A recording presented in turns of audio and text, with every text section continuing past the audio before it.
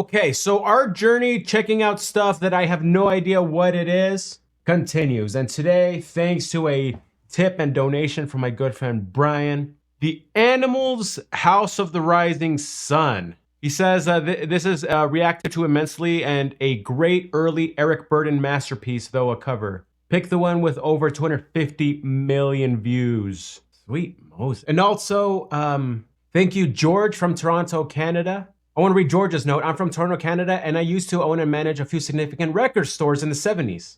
I noticed that you haven't listened to Eric Burdon and the Animals. Please react to House of the Rising Sun.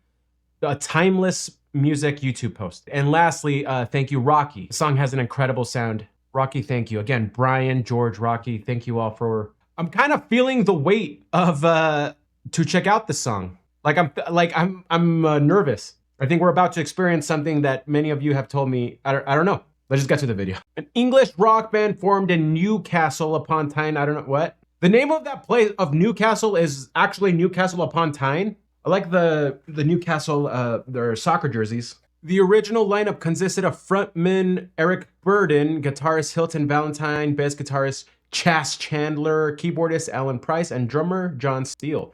Known for their gritty, bluesy sound, already a fan of whatever we're gonna check out. They balanced tough, rock edge pop singles against rhythm and blues oriented album material and were part of the British invasion of the US. All right, so that's kind of been the theme of the channel the past few weeks. You guys have been educating me on the British invasion. Again, uneducated, uncultured man that I am. Like, I didn't know how many bands were a part of this. They rose to prominence with their signature song and transatlantic #1 hit single, The House of the Rising Sun, and that's one we're checking out today. He first heard of the song in a club in Newcastle where it was sung by, Northumbrian folk singer Johnny Handel. The Animals were on tour with Chuck Berry and chose it because they wanted something distinctive to sing. Chuck Berry, I mean, we've checked out Chuck Berry in the channel. Great feature in Back to the Future. So when they performed it on this tour, it just freaking garnered so much attention that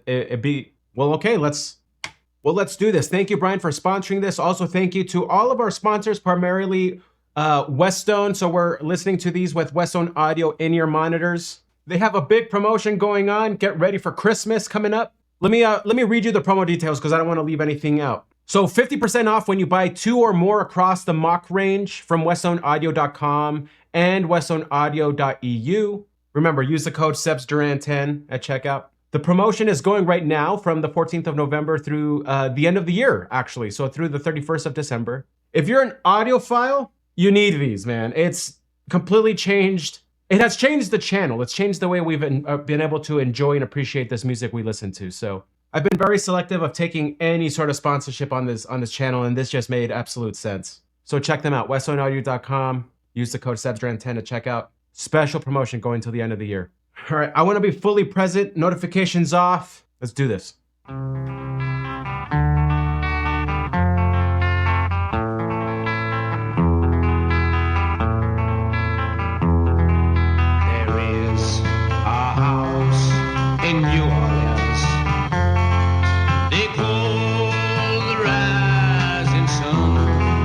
That sounds familiar. And it's been the ruin of many a poor boy. In God, I know I'm one. This also feels very cowboy.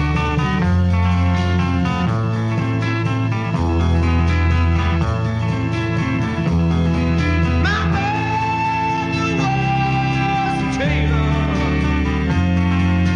Sold my new blue jeans. Bro, what a range. My father was a gambling man down in New Orleans. Okay. Mandatory pause. I recognize that melody. I've heard it for sure, somewhere. It sounds like an outlaw cowboy song to me. So I never would have thought this was like a British invasion band, so that's cool. Dude, him going up this octave, he sounds incredible. For this 1960s time, this sounds a lot, I don't know, raspier than I expected. We just checked out Herman's Hermits yesterday. And of course, right, because of my parents and stuff, I've listened to the Beatles, right? I really, really like this sound. New Orleans.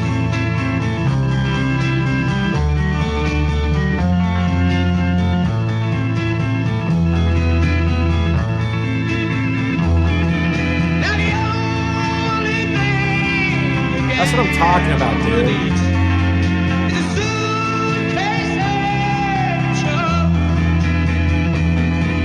And the only time It's awesome. satisfied is when he's on a drunk.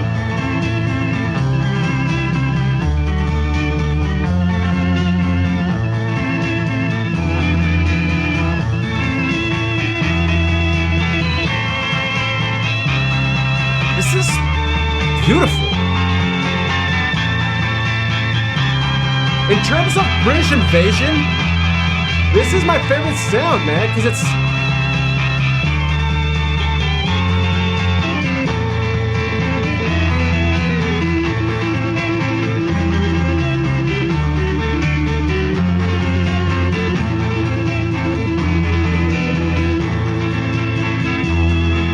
Oh, mother, tell your children not to do what I have done. Wow. Spend your lives in sin and misery in the house of the rising sun. House of the Rising Sun, huh? Well, you want blood on the platform. The old train. He sounds so good. I'm going back to New Orleans to wear that ball and chain.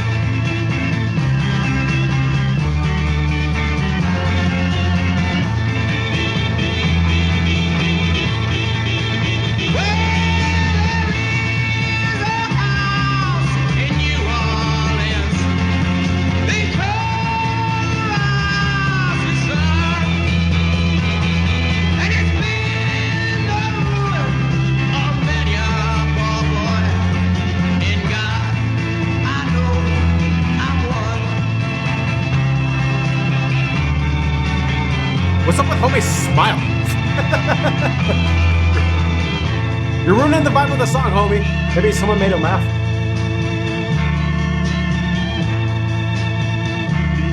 Cool, like very cool directed music video too, man.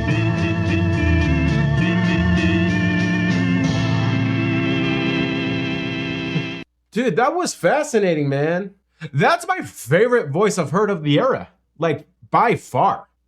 A lot of the stuff that I've heard from this time, especially from this group, I don't know, a lot of it feels it's positive, it's uplifting, it's fun, I don't know, there's something authentic, like I don't know what's the word I'm looking for here in describing this? Just raw, right? Those minor arpeggios throughout the song, I love it. A lot of outlaw cowboy music is written in, this sounds like A minor. Let me look it up. I'm trying to get better at this sort of thing. It starts with a famous electric guitar, A minor chord arpeggio. Freaking, that's what I'm, who says you can't keep learning music theory as you get older? All right, so Burden, this guy, oh my gosh, that voice. Holy smokes. My wife gave me the term hauntingly beautiful. There's like a lot of pain in the voice, but it's beautiful. It's perfect for blues music. And he's crushing these notes. This is pre-auto-tune. These are hard notes to hit. He's hitting them throughout the recording. And things like this just don't, we just don't make music like this anymore, man. That must be a hard song for them to perform live, because, wow. I can't imagine being at this concert, this tour with Chuck Berry.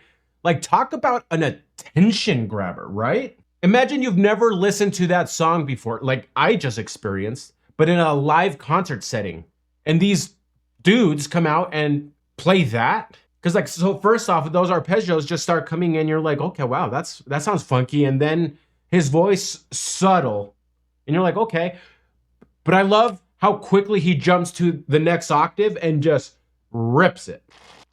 The Animals version was played in 6/8, unlike 4/4. Really?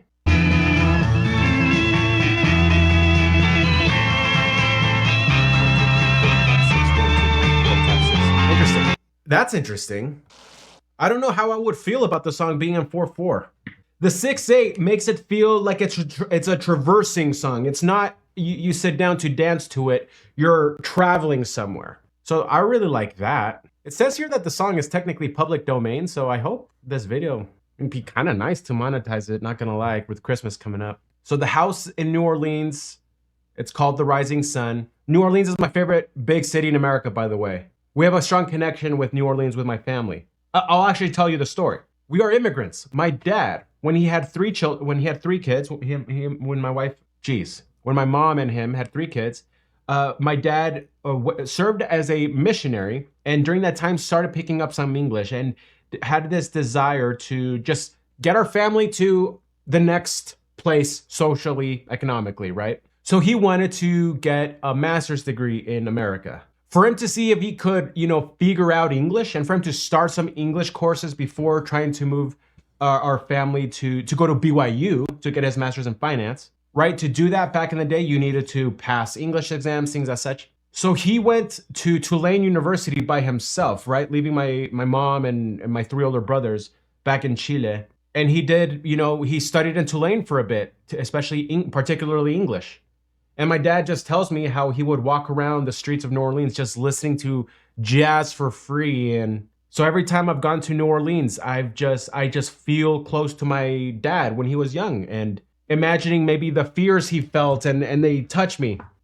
Then have oysters, because it's me and my dad always like to have oysters together. New Orleans has amazing oysters. And so this is just cool to see a song about this, because New Orleans has a very special place in my heart. It's been the ruin of many a poor boy, and God, I know I'm one. Dude, that song is so good. Wow. Mother was a tailor. My father was a gambling man down in New Orleans. The only thing a gambler needs is a suitcase and a trunk, and the only time he's satisfied is when he's all drunk. Yeah, it's just a sad story here. Mother, tell your children not to do what I have done. Spend your lives in sin and misery. I remember hearing that line. That was hitting me. In the house of the rising sun. Oh, just a sad story. Well, I got one foot on the platform, the other foot on the train. I'm going back to New Orleans to wear that ball and chain. Well, there is a house in New Orleans they call the Rising Sun, and it's been the ruin of many a poor boy, and God, I know I'm one. The Rising, whatever this place is, I just envision, I don't know, I'm playing Red Dead Redemption 2 right now. These saloons that are practically brothels, just dark places with gambling, and how many men, right, would essentially give up their families to just sin in these places, right? And it's just sad and it's tragic. And it feels like it's a song about one of these families that was broken by one of these places, the Rising Sun. It is not known whether or not the house described in the lyrics was an actual or fictitious place. There is a B&B in New Orleans called the House of the Rising Sun, decorated in brothel style. The owners are fans of the song, but there's no connection with the original place. But did they make the B&B because of the song? Like, if not, what a waste. Yeah, dude, that's interesting. I loved that. To me, it, again, felt more like outlaw country type stuff, and I loved the sound. And his voice blew me away. And it really, really gives color to the sadness of the story here in this song. I can't get the arpeggio, especially when it's played on the organ. I can't get it out of my head. Last thing I'll say about what makes the voice beautiful to me. I've been really enjoying and appreciating more low fidelity music, less produced, more real. And that's probably my favorite thing about the music we're checking out from this time. And what's cool to see is that one of the biggest songs of this time encapsulates that, and encapsulates it so well. For sure, I know that it's not just me. So many of my friends, right? We're talking about this craving we have for just real music. Real. And it's cool that we have a performance like this saved up in the history books for us to see what sort of power less produced and more authentic music can have. Doing a quick sentiment analysis of the comment sections for this video, because we have so many comments, this is actually going to be interesting. Overwhelmingly positive sentiments. I still need to do a lot better. If you're, for some reason, actually a sentiment analysis enthusiast into large language models, reach out to me. I'd love to talk to you about getting this a little bit better, because if we were to look at what the negative comments are for this, it's just a sad comment. My dad taught himself how to play this on the guitar. He died from lung cancer in 2017, and this was the last song he ever played on guitar with hands so swollen he could hardly strum. Miss you, Dad. Oh my goodness, man. Oh, geez, that hit me. I'm 76-year-old, and this song still gives me the chills. What a masterpiece. Many comments express fond memories and personal connections, just like how we just read with that. Missy Arthur, deepest condolences if you're watching this for some reason. The timelessness of the song, yeah. I'm actually kind of shocked. It is such a good performance. I'm surprised I haven't heard it in speaking more. But watch, now that I've listened to it and had this experience, I'm gonna hear it everywhere. I had this experience with Sultans of Swing by Dire Straits. Never really heard the song, now I'm hearing it everywhere. The vocal musical talent the emotion, the chills, goosebumps. The key themes in the comment section is just nostalgia, appreciation for timelessness, vocal musical talent, and emotional response. That's 256 million views for you. Freaking beautiful. Thank you all so much for being here. Most of you watching are older than me. Have patience with my generation. I truly believe we're going through an awakening. And luckily, we have music like this to recognize what power authenticity has in music particularly. And I think our music is going to get better. So thanks for guiding me and guiding us to music like this. Much love, everybody. We'll see y'all soon.